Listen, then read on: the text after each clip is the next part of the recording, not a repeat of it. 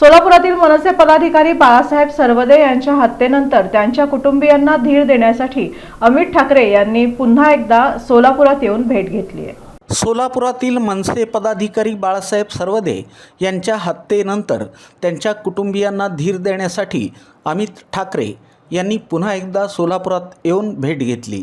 सरवदे कुटुंबियांची विचारपूस करत त्यांनी कुटुंबाला आधार देण्याचा प्रयत्न केला असून यावेळी आर्थिक मदतही दिल्याची माहिती समोर आली आहे। सोलापूर महानगरपालिका निवडणुकीच्या पार्श्वभूमीवर झालेल्या वादातून बाळासाहेब सरवदे यांची हत्या झाल्यानं शहरातील राजकीय वातावरण मोठ्या प्रमाणात तापलं होतं।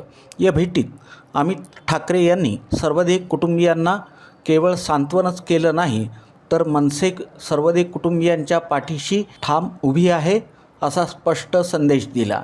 कुटुंबियांची विचारपूस करत त्यांनी त्यांना धीर दिला आणि पक्षाकडून शक्य ती सर्व मदत केली जाईल अशी भूमिका अमित ठाकरे यांनी व्यक्त केली।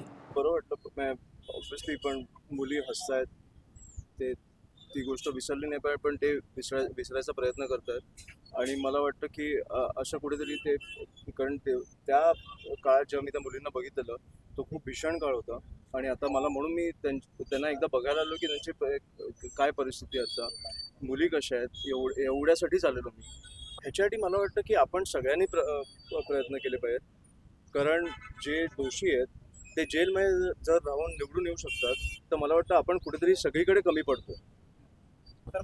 ती जी बाई जेलमध्ये राहून जर निवडून येऊ शकते तर मला वाटतं की आपण हे अख्ख्या सिस्टमचं फेलियर आहे। त्याच्यावरती मला बोलायचं नाही आहे, कारण मी परिवाराला भेटायला आलो, पण हे विचित्र काहीतरी एक प्रकार घडला सोलापूरमध्ये। कारण त्यावेळेला जेव्हा मी आलेलो त्यावेळेला जेव्हा तो आक्रोश मला बघायला मिळाला किंवा जो राग बघायला मिळाला, ज्या प्रकारे लोक रडत होते आणि मला कळलं नाही की अशा काळात ती बाई निवडून कशी येऊ शकते।